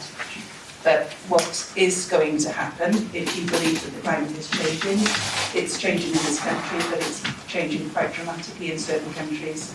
We already are seeing what's happened in Pakistan, where the floods have been quite considerable, and we need to train our forces. I'm not quite sure if you think that I'm putting them in a place of danger by doing that, but it might be the case that in this country we have some kind of weather event where we need people to quickly go and rescue people. If I can just sort of highlight, the services, that's all three services, are trained to do civil work. We did the that's true, we did the dustbins, we did the ambulance driving, we did the fire service, we go overseas and we help out in the Ebola crisis, all those sort of things we do, and we're trained for that. But it seems to us that none of the political parties consider giving us the right equipment, the right manpower, and everything on those side of things. Even when we come back, we're ignored by all political parties. We're absolutely ignored. And if you look in Wales, which is the biggest recruiting Okay, you're making a place, speech now instead of giving No, the no, question I'm to the trying Green to Party. highlight. So what I'm You're saying saying we're is not- that what we you're want to train doing us. is taking this as an opportunity to make a I speech. agree with that in a sense. Okay. You're making a speech, but you're also focusing what you had said was a question for everybody. So Green, we may give Green an extra slot in a moment because You grab their one. Anyway, it's Mark's turn. Who would like to ask Mark a question?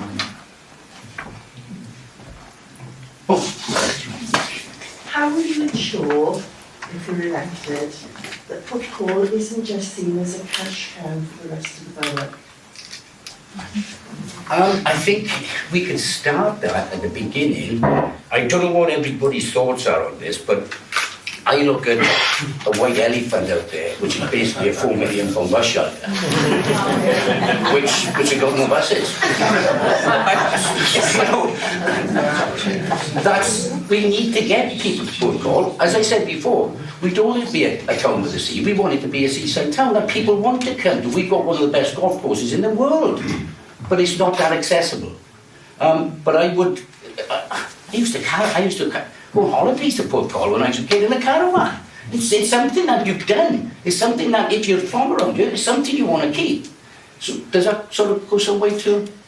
Yeah, it does, but I think what I've listened to tonight, I've listened to everybody fairly, and I don't think anybody has really answered the question of how will you represent Porthcawl as our elected member. We've said what your parties are.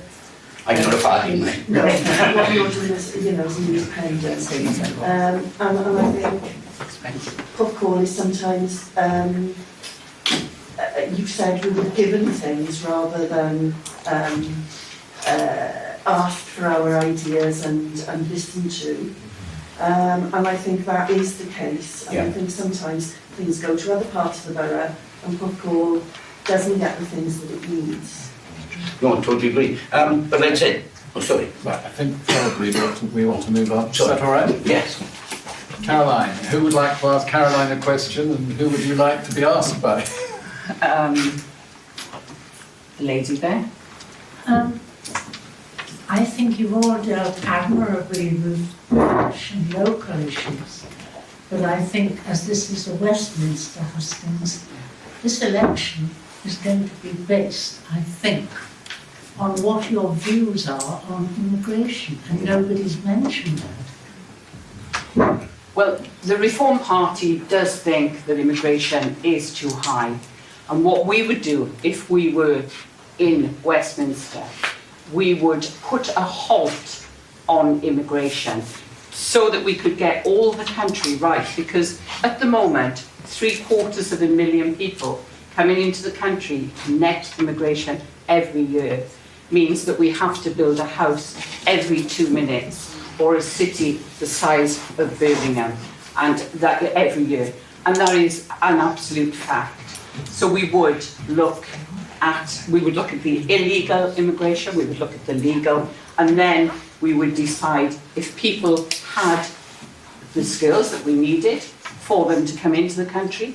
So it would be non-essential immigration that would be frozen for us to get a stable environment and see what was needed for the country to have a rest, basically.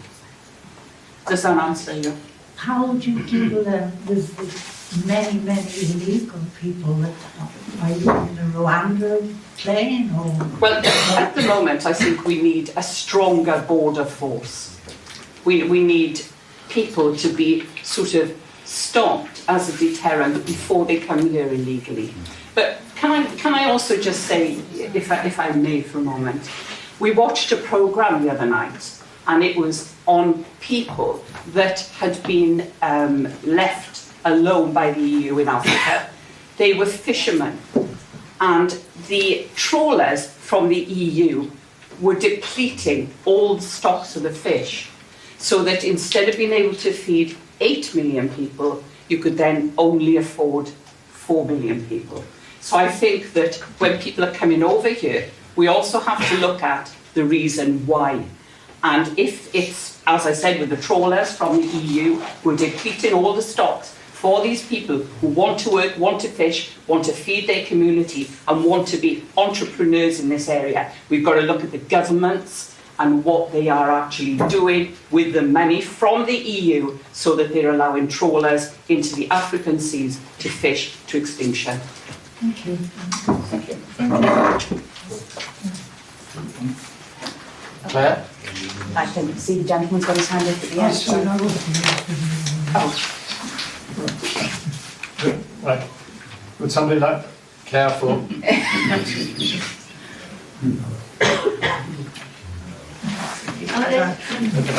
Gentleman back. I will talk afterwards. Gentleman back.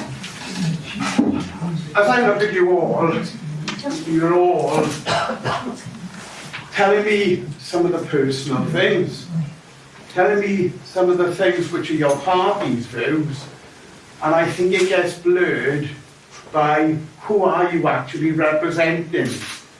Are you representing the local people? Are you thinking of the big ideas of the UK? Who are you actually representing? Are you representing yourself? Because as you stand, we are looking at you and looking at the way that you actually handle yourself. So I would ask you all, Mark John being secretary, because he's representing himself.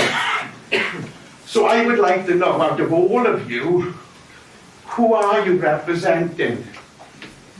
I think, actually, I'm going to chuck that in to everybody at the end, because we're getting very close if we haven't already passed, but I think we've just got time for it. So if there's anybody else who wants to... At the back, gentleman at the back. Gentleman at the back. Sorry, I don't think they'll allow me. Me? What after to the back? Oh. No. Was you, I meant. I saw you, I'm sorry. To all hands, yes. Well, not again, right. Bear it in mind. Such a thing as a state parliamentary seat. No. I think that's a no straight out the back. This is actually an impromptu decision based on what's just happened. Instead of asking you more questions, I'm going to give it to the candidates themselves to run along the row. You have 1 minute each to sum up anything you've forgotten, desperately want to say, or we have 2 challenges there which you may choose to answer. So, along the line, if that's okay. Thank you. Thank you so much for your time, for your energy, for your questions, for listening so closely to what we've all said. I kind of want to get to some of the issues that have been raised just now. On immigration, we absolutely need stronger borders. That's why we've talked about the Rwanda plan. That's why we've got this new cap on legal migration, because we've got to build trust and confidence that we can deliver this. We have had an unprecedented number of people coming over across all of Europe. All of Europe is dealing with this. And a lot of countries are looking at us for our novel solution to that problem. And I think that what we don't need is to keep saying, well, we're just going to admin and have more staff in the hope that that really makes a difference to what we're seeing across all of Europe, that no one has quite managed to come up with a great plan for dealing with. On the question of Porthcawl, I think this is the critical point, which is that Porthcawl is a thriving and successful town. And we've got to make sure that we build and invest in that, because it's for the good of the people here, but also more widely. And so some of the things I've talked about today, there's a lot more to talk about, the tourism tax and all the other things that could, and business rates that could hold Porthcawl back. But I absolutely want to do, because you've got to drive growth and invest in the successful areas to make a difference across the piece. On the question of who do I represent, I'm honoured to be the Conservative candidate here, but I'm also clear that I'm your champion. And what I'm going to be doing, regardless of what colour is in Westminster, is standing up and talking and listening to all of you like I've done tonight, and really taking your concerns to my party, to the government, to Westminster. I know Westminster, and I know how to work that system, and that's what I do for you. Is that a minute? No, I think it's a bit longer. You may have 1.5 minutes, Iolo. So, on the who am I representing situation, I would consider myself to be representing my area. So, even though it's a Westminster election, the idea for each candidate, I suppose, or each seat, is that you represent the views from that seat and you champion those views in the wider party of Westminster. So, I think that's probably what we all think, and it's whether you trust that that's what we're saying or not, because it's all going to depend on if you trust the person and then whether they actively do what they say they're going to do. So, but my personal stance would be to improve situations for everyone in our constituency. So that would be the main thing. I'm not doing this because this is fun for me. I'm doing this because I feel like it needs to be done. And like currently you can't really trust people that are doing it to do it for us. So that would be that. But then with the immigration thing, that's a really nuanced topic, I suppose, because illegal immigration ends up costing us more than like proper immigration. So if you close the borders, then we're going to definitely get more illegal immigration, which then gets people coming into the country illegally, and that's a more burdensome problem for us than it would be otherwise. So we have to work out why people are trying to get into the country and work on resolving those issues first, because there's no stopping immigration, whether it's legal or illegal. That's happening whether you like it or not. And then the more illegal immigration you get, the more trafficking, the more... It's like the war on drugs. You can't win the war on drugs. We're not going to win the war on immigration.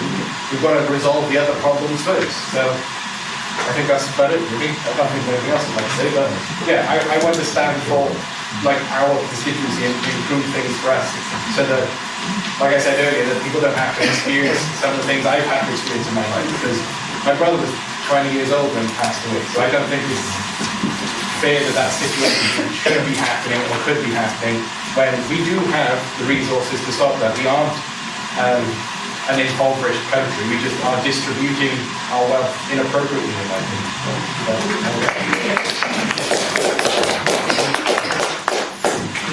Well, I didn't read my last card, so I couldn't read it now, I'm afraid. I'm paying for it. There will be borrowing to invest, to protect the climate, services to protect health, and the green infrastructure that we want to set up will cost £40 billion UK-wide. The Green Economic Transformation Fund will be supported by ethical banking, which is community-led.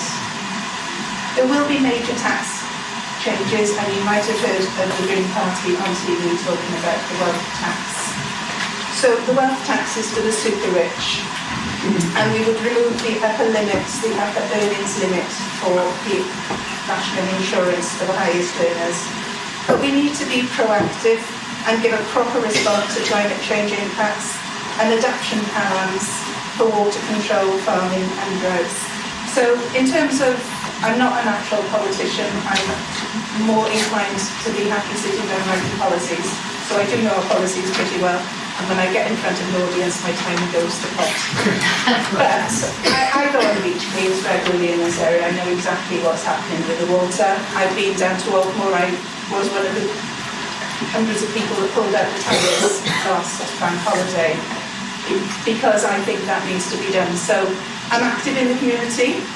I'll be active in Westminster, and I am quite strong-willed. I don't always put my words together properly when I'm in front of an audience, but I am fairly clear in what I believe, don't battle under pressure, and at the end of the day, the Green Party does not have a whip. So if I am looking at Green policy, thinking something else would be better for my area, as long as I think it's ethical, I can make the decision and not go with party policy.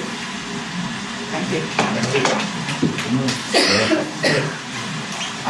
Could you just ask the question again, gentleman, to back?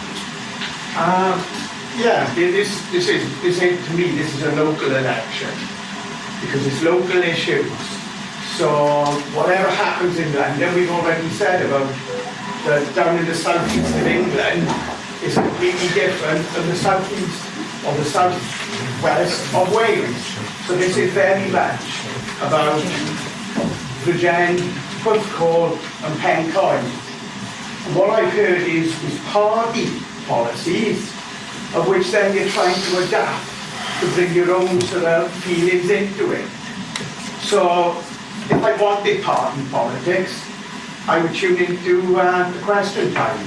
So this is about getting to know you as candidates and how you represent me, my family. Thank you. Thank you. I think the only way I can answer that question really is down to the fact that I represent you now. Being a Bridgend County Borough Council, I don't just represent my ward that I voted in for, I'm representing the whole borough. When we come to vote on the budget, you can look at my record, it's online. I certainly couldn't vote for 9.5% rise in council tax. I certainly couldn't vote for a 5% cut in education. And I don't believe that there's many, if any, people in this room would disagree with me. You know, we need to focus on where we are. But as for representing who they represent, I don't have a whip. I've heard people say, yes, you do have a whip, whether you've got a party or not. The constituents say you whip, and they're the ones who you've got to answer to. Don't worry about a party whip. You are the whip, and you're the ones that need to be answered to. Does that sort of answer your question?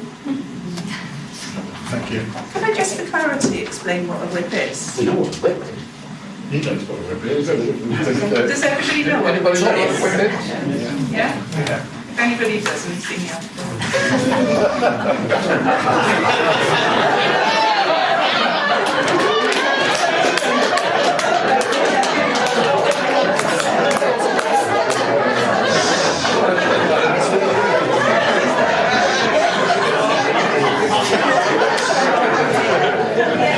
You can use the arms from upstairs. Follow that.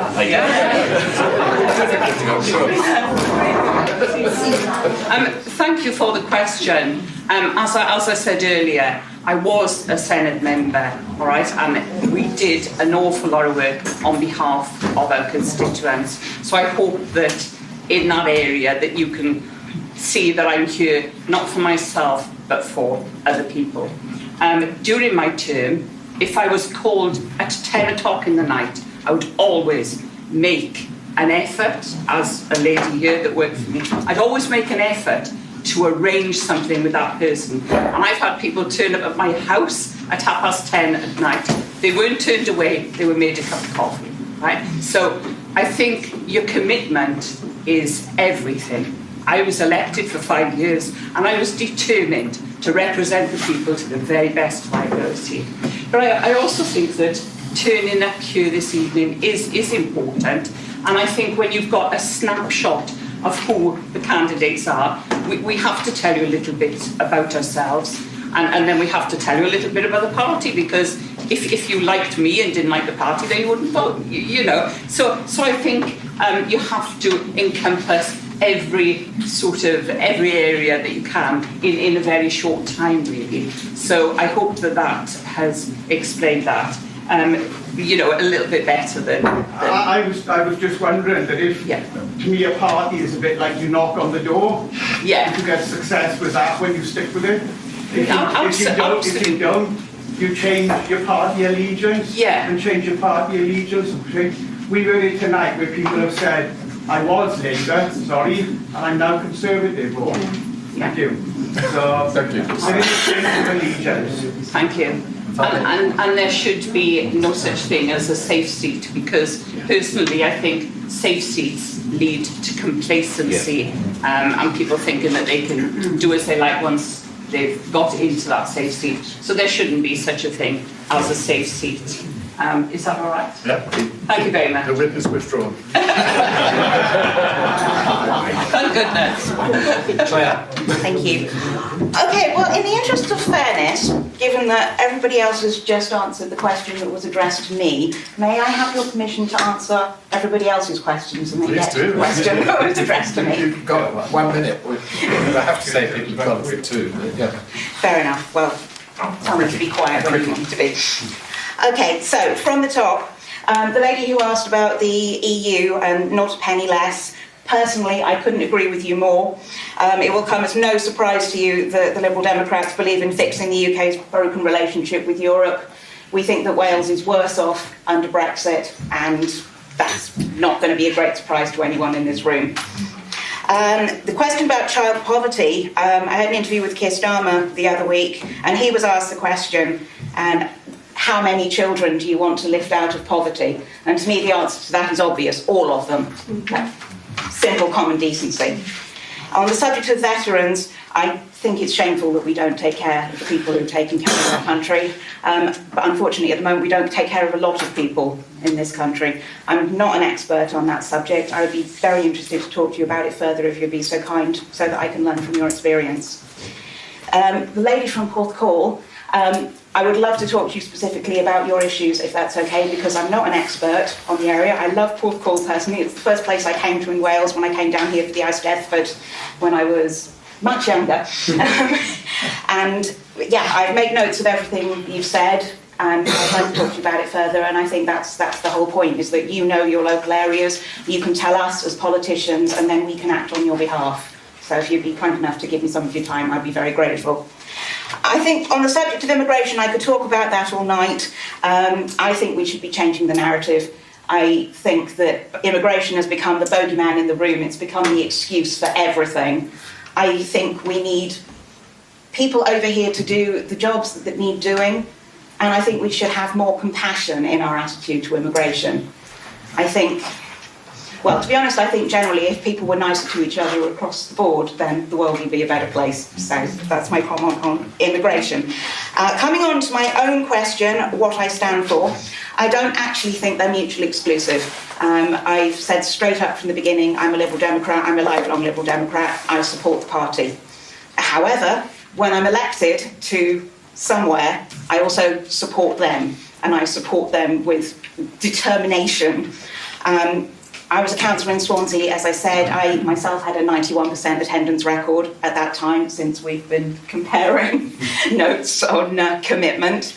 And again, on my record, when I was a councillor, I voted both to keep council tax levels not increased. Obviously, that was in Swansea, but nonetheless, the principle on this thing. Probably tell us it was 3. Sorry? Go on. Okay, 1. One more, yeah. Yeah. And also, I voted against increasing the pay of councillors, so against basically giving myself a pay rise. So that's something that I actually did.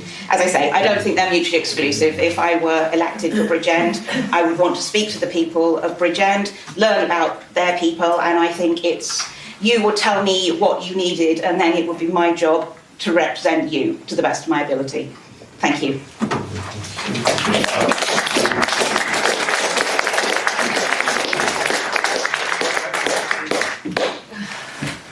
I hope that the candidates are going to hover, and I hope that those of us who are attempting to host might pour them a cup of coffee, because they won't be able to reach the coffee themselves, because I'm sure that as they hover and mingle, they're going to be pinned down. So if the other people who are involved in the arrangements could help the candidates to a cup of coffee, please mingle after.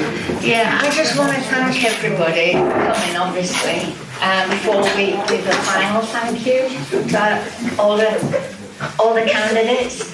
And we need to thank Peter over there for the sound that's going to be on the podcast. Bring all the gear and setting it up, and the timer. Rob doing his backup support, and he always does. And I remembered, and Andrew for keeping it all under control. Well, more or less. But thank you for all for coming, but especially let's give a big clap to all these candidates.